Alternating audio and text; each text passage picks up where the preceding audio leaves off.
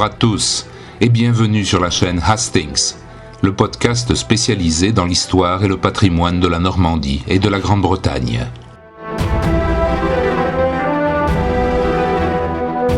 Dans cet épisode, je vais évoquer pour vous un événement tout à fait important de l'évolution de la société britannique au début du XXe siècle. En effet, ce ne fut qu'en avril 1944 que le droit de vote fut accordé aux femmes françaises, mais les Anglaises, elles, avaient obtenu ce droit des décennies auparavant. On le sait peu, mais déjà, dès le XIXe siècle, de nombreuses femmes indépendantes, payant leurs impôts, pouvaient voter lors des élections locales, comme le stipule une loi de 1869, complétée par une autre de 1894. Cela ne représentait pas un électorat considérable, mais ce n'était pas négligeable non plus. Plus d'1 million d'entre elles étaient inscrites sur les listes électorales en 1900. En revanche, pour voter aux élections parlementaires, l'affaire fut plus compliquée et plus spectaculaire.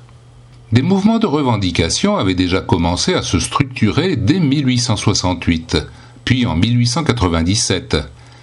Mais ce fut en 1903, avec la création de la WSPU, Women's Social and Political Union, que les événements prirent une importance considérable. Ce mouvement était dirigé d'une main très ferme par 3 femmes, particulièrement dynamiques et déterminées. Emmeline Pankhurst et ses 2 filles, Christabel et Sylvia.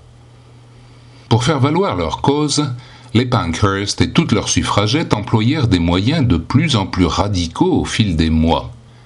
Il ne s'agissait plus simplement de crier dans les rues, en brandissant des pancartes et en distribuant des tracts. Ce militantisme acharné devint ouvertement violent. En effet, au-delà des manifestations sur la voie publique et des grands défilés avec des bannières revendicatives, les suffragettes se mirent à occuper illégalement des églises et des bâtiments publics, puis elles se saisirent de pierres et de toutes sortes de projectiles pour les jeter dans les fenêtres des magasins. Elles se livrèrent à des actes de dégradation sur de nombreux biens et furent même parfois à l'origine d'incendies.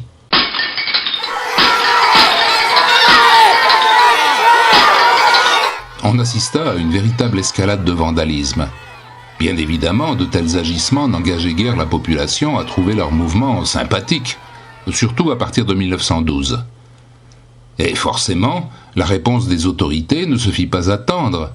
Arrestations, emprisonnements, menaces. Certaines suffragettes entamèrent alors des grèves de la faim, et il fallut avoir recours à des séances particulièrement pénibles de nourrissage forcé par sonde, ce qui créa un vrai scandale. Beaucoup d'Anglais furent indignés. La presse en faisait ses gros titres.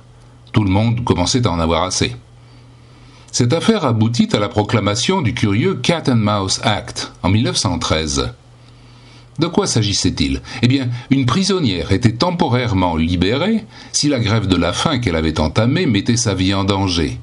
Mais elle était ensuite réincarcérée pour achever la durée de sa peine après avoir repris des forces. En réalité, rien ne semblait pouvoir arrêter la furie des militantes. En 1914, elles s'en prirent au musée et lacérèrent à coups de couteau des tableaux de la National Gallery, puis mirent en pièces un sarcophage égyptien au British Museum. Ce fut alors qu'un événement catastrophique se produisit. Un événement aux conséquences immenses qui allait bouleverser toute la société pour toujours. La guerre.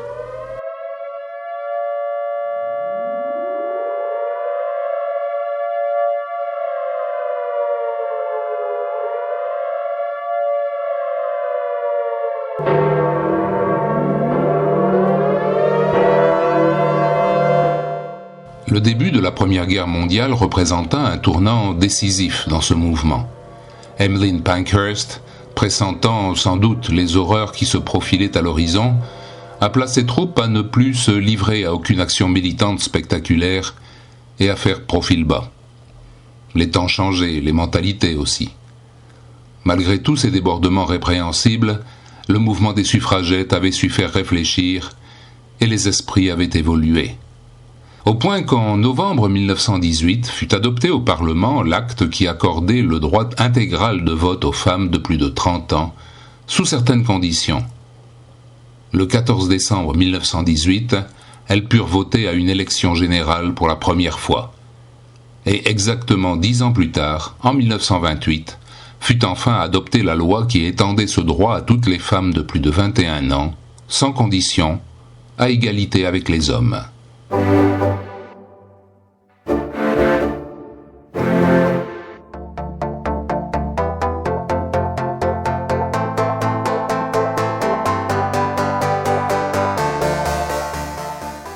Il y a un petit objet qui est particulièrement représentatif de cette époque et de cette lutte sociale.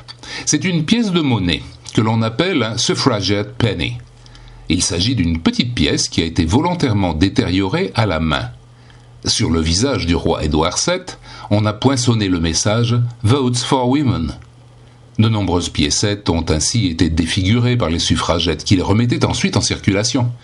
Une telle détérioration était un délit très grave, passible de peine de prison si l'on se faisait surprendre. Cependant, la valeur du penny étant minime, les banques ne prenaient guère la peine de les récupérer. Et cette technique permettait aux militantes de véhiculer partout et auprès de toutes les classes de la population leurs messages revendicatifs. C'était une brillante idée. D'accord, il fallait une certaine endurance pour poinçonner en secret le texte sur des centaines de pièces, l'une après l'autre, et lettre après lettre. Mais les suffragettes, décidément, ne reculaient devant rien.